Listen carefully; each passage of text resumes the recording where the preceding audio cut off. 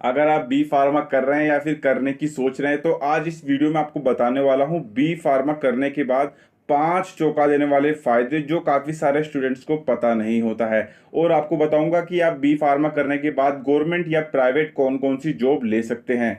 अब India WhatsApp group, इस पर क्लिक करने के बाद आप हमारे व्हाट्सएप ग्रुप में ऐड हो जाएंगे। वहां पर आप अपने कॉलेज की जानकारी शेयर कर सकते हैं ताकि और भी बच्चे उस जानकारी से वहां पर एडमिशन ले सकें। आप नोट्स शेयर कर सकते हैं और आप हमारी टीम के साथ जुड़ सकते हैं।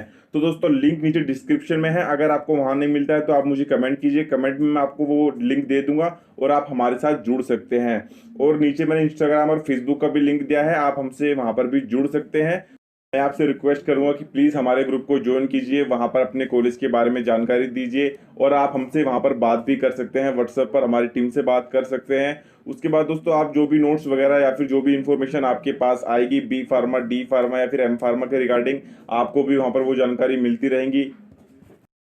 पहले बात करते हैं कि आप बी फार्मा में एडमिशन कैसे ले सकते हैं, क्या क्या रिक्वायरमेंट्स होती हैं। सबसे पहले आपको 12th क्लास पास होना जरूरी है साइंस साइड से।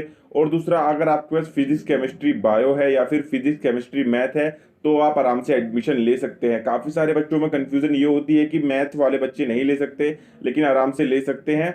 उसके बाद जो NIOS वाले स्टूडेंट होते हैं वो भी आराम से बी फार्मा में एडमिशन ले सकते हैं, लेकिन ये किसी किसी कॉलेज पर ही अप्लाई होता है।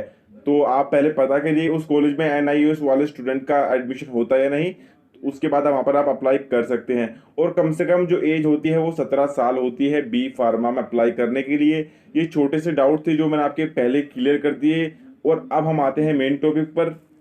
सबसे पहला फायदा है ग्रेजुएशन प्लस फार्मासिस्ट। अगर आप कोई डिग्री कोर्स करने की सोच रहे हैं या फिर करने वाले हैं तो मैं आपको सजेस्ट करूंगा कि आप बी फार्मा कीजिए। बी फार्मा करने से क्या होगा कि आप ग्रेजुएट हो जाएंगे और आपको डिग्री मिल जाएगी।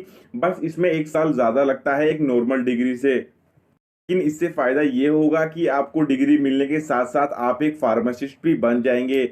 और आप इसके बाद जब आपको डिग्री मिल जाएगी उसके बाद आप कोई और सा कोर्स भी कर सकते हैं या फिर अपनी जो फार्मेसी की जो स्टडीज हैं उनको आप कंटिन्यू कर सकते हैं, उसमें आप मास्टर PhD वगैरह कर सकते हैं। दूसरा फायदा होता है बी फार्मा का, वो होता है लाइसेंस का फायदा। अगर आप डी फार्मा करते हैं यानी डिप्लोमा इन फार्मेसी, जो कि 2 साल का कोर्स होता है, उसमें सिर्फ आपको एक ही लाइसेंस मिलता है, वो होता है केमिस्ट शॉप का लाइसेंस। बल्कि अगर आप बी फार्मा करते हैं तो आपको एक नहीं बल्कि 3 लाइसेंस आराम से मिल जाते हैं। पहला होता है केमिस्ट शॉप का लाइसेंस, जिससे आप मेडिकल स्टोर वगैरह खोल सकते हैं।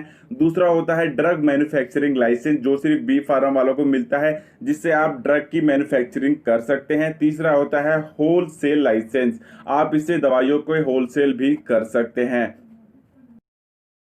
जो तीसरा फायदा होता है बी फार्मेसी करने का वो होता है केमिस्ट प्लस जॉब। दोस्तों अगर आप बी फार्मा कंप्लीट कर लेते हैं तो आपको एक मेडिकल स्टोर का लाइसेंस मिल जाता है, जिससे आप अपना एक मेडिकल स्टोर खोल ले सकते हैं और आप फार्मा कंपनी में भी जॉब कर सकते हैं। जो ज़्यादातर फार्मेसी ग्रेजुएट होते हैं वो यही करते हैं, एक मेडिकल स्टोर खोल लेते हैं और साथ साथ एक फार्मा कंपनी में भी जॉब करते रहते हैं, जहां पर उन्हें डबल अर्निंग वहां पर उनकी हो जाती है।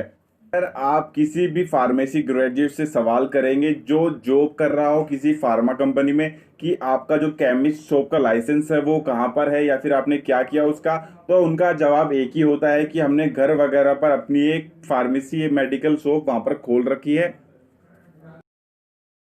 और दोस्तों चौथा फायदा ये होता है कि बी फार्मा की डिग्री मिलने के बाद आप किसी भी फार्मा कंपनी में आराम से जॉब कर सकते हैं।